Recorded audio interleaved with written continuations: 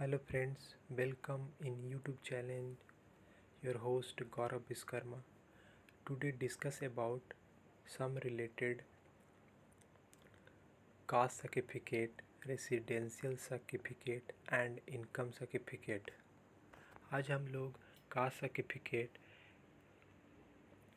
जातीय, आवासीय और आय प्रमाण पत्र जो हम लोग बनाते हैं उसके लिए क्या क्या कंडीशन है उसके बारे में हम लोग जान रहे हैं। तो सबसे पहले हम लोग देखते हैं कि यहाँ पे कुछ नोटिस दिया गया है।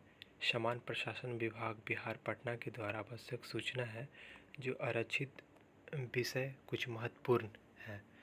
पहला कि व्यक्ति विशेष जाति का निर्धारण उनके पिता की जाति के आधार पर होता है, पति की जाति के आधार पर नहीं होगा। मतलब जो गर्ल्स या जो लड़की हैं वो विवाह करके जो घर जाते हैं तो उनका जाति जो बनेगा उनके पिता के आधार पे बनेगा, ना कि उनके पति के आधार पे जाति बनेगा। ठीक है, पहला कंडीशन। दूसरा कंडीशन है कि जाति प्रमाण पत्र की वैधता हमेशा बनी रहती है।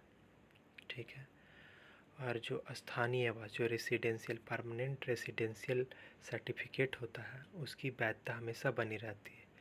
लेकिन अस्थायी आवासीय जो मतलब नॉन परमानेंट होती है रेसिडेंशियल सर्टिफिकेट, उसकी वैधता निर्गत तिथि से ओनली 1 वर्ष के लिए रहती है। दूसरा कंडीशन। ठीक है, अब तीसरा में हम लोग आते हैं कि आय प्रमाण पत्र जो इनकम सर्टिफिकेट की मान्यता निर्धारित तिथि से 1 वर्ष के लिए होती है। ठीक है, और सत्यापन के पश्चात अभ्यर्थी का मूल प्रमाण पत्र आवश्यक लौटा दिया जाता है।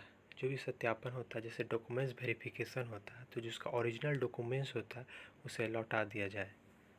कहीं भी जैसे अगर आप आधार कार्ड बनाने जाते हैं तो उसका चेक करता है कि ओरिजिनल है कि नहीं, तो वो आपको चेक करने के बाद वो पुनः लौटा देता है। ये कंडीशन है। क्रीमी लेयर में नहीं आने वाले सभी विहित प्रमाण पत्र में अभ्यर्थी को अंडरटेकिंग प्राप्त कर पुराने क्रीमी लेयर रहित प्रमाण पत्र के आधार पर नया क्रीमी लेयर रहित प्रमाण पत्र निर्गत किया जाएगा। ठीक है,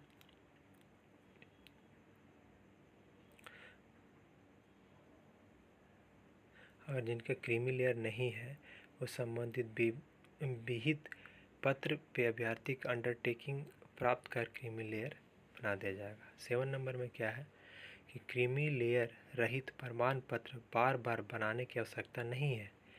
राजधानी सेवा हेतु पुराने प्रमाण पत्र के साथ अंडरटेकिंग देकर आवेदन दिया जा सकता है। मतलब क्रीमी लेयर बार बार आपको बनाने की दरकार नहीं, जो पुराना हो गया है उसी को आप अंडरटेकिंग डाल के फिर अपग्रेड कर सकते हैं।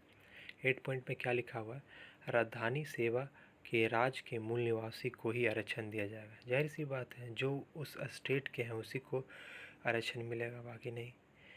9 पॉइंट में क्या लिखा हो कि दिव्यांगजनों को सरकारी सेवा के लिए नियुक्ति में 4 आरक्षण दिए गए हैं।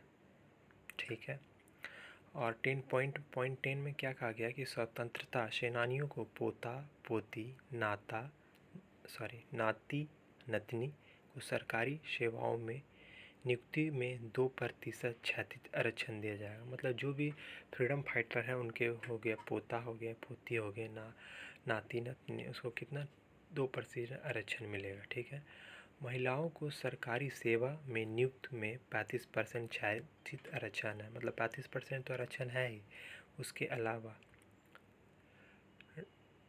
WBC पिछड़ा वर्ग महिला का तात्पर्य अनुसूचित जनजाति, अनुसूचित जाति, अत्यंत पिछड़ा वर्ग और पिछड़ा वर्ग की महिला, इसे सरकारी सेवा में नियुक्त में 3% ऊर्ध्वाधर आरक्षण दिया जाएगा जो 35% आरक्षण के अतिरिक्त है। मतलब 35% आरक्षण दिया जाएगा, लेकिन और जो कास्ट में आते हैं जैसे विभिन्न जो हो गया BC में आ गए, ST में आ गए, SC में आ गए, OBC में आ गए, उसको 3% 35% के अलावा 3% कैटेगरी वाइज आरक्षण मिलेगा। Thank you. जय हिंद, जय भारत।